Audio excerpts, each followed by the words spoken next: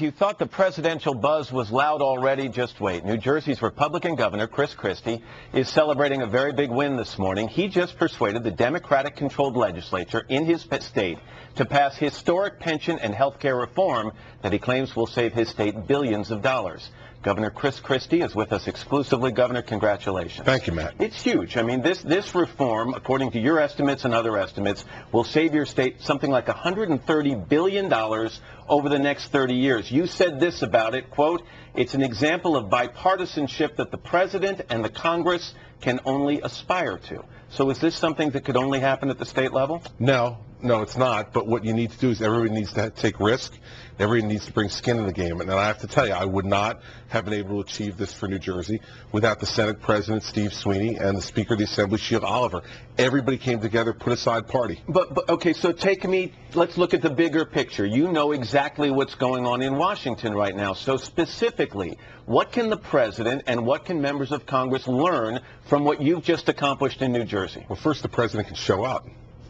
I mean, you can't negotiate through a secondary person.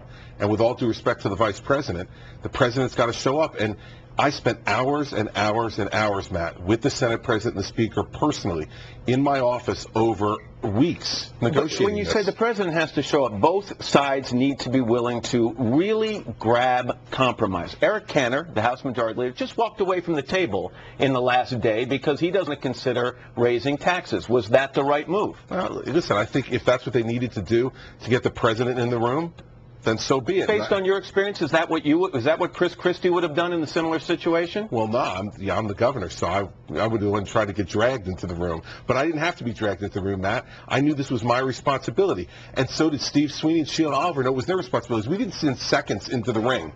We got into the ring ourselves. We battled it out. We came to compromise. We convinced our colleagues, and we did it. It comes with a cost, okay? I mean, when you look at your situation in New Jersey right now, teachers don't like you. The public employees unions, they hate you right now. Your approval rating, 47% of the people in New Jersey disapprove right now of the job that Christie is doing in the state. Simply go with the territory? Yes, you earn political capital in order to spend it to achieve big things. And what makes what happened in New Jersey different than what's happened in other places is we did it in a bipartisan way. This is not just a Republican plan or a Democratic plan. It's a bipartisan plan where we compromise to put the people first, Matt. This is the taxpayer is going to be saved over $130 billion over the next 30 years. We needed to bring equity and shared sacrifice to this. This took a long time. This was a year-long process. During that time, you became known as a guy who speaks in blunt terms, sometimes to a shocking level. I've always admired that from you. I really have. But I listened to a comment you made recently, and even I was surprised. This is an exchange you had with a voter over cuts in education. Let me play it, okay? Schools, you send them to private schools, so I was wondering why you think it's fair to be cutting school funding to public schools. First off, it's none of your business. I don't ask you where you send your kids to school. Don't bother me about where I send mine. Is that a little blunt even for you? No, it's not, because her point is completely ridiculous. I shouldn't be able to make decisions about budgetary issues that relate to public schools because my children go to private school? That was the question. No. And it's none of her business where I send my kids to school, I Matt. thought it was a fair question. I'll tell you why. Because what she was asking you was, she clearly sends her kids to public schools. Right. And she's saying, Governor, I understand you send your kids to private schools, but is it possible, though, then you don't understand how these cuts are going to affect families like hers on a daily basis? Why isn't it a fair question? It's nonsensical. I mean, to think that as the governor, you don't understand every cut that you make and the effects that it has on people is nonsensical. And the fact is, wherever I send my children to school, because my wife and I decide that we want our children to go to Catholic school because it helps to reinforce the values we're teaching, has nothing to do with it. I'm a product of the public schools.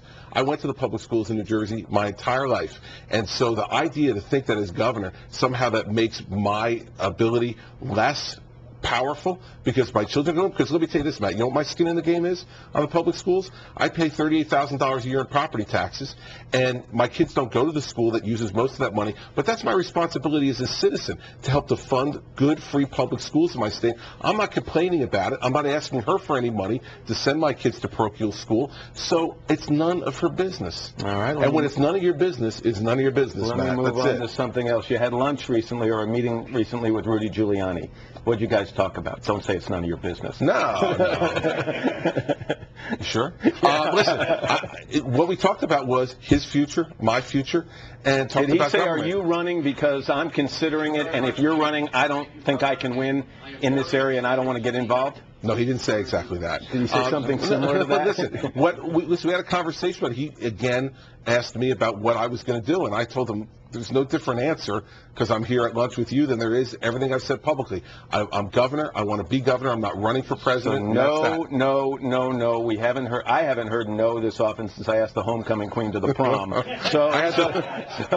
I had the same experience, baby. I feel your pain. So it is no. Even though it looks like there's some things coming up. You're going to speak in Iowa next month before a crucial straw poll. You recently met with some campaign donors out there. So is your mouth saying no? Is your heart still considering yes? No, listen, I got invited by Governor Branstad to come out and speak about education reform, which is something I feel passionately about, and he's a friend, so I'm going to go out and do it.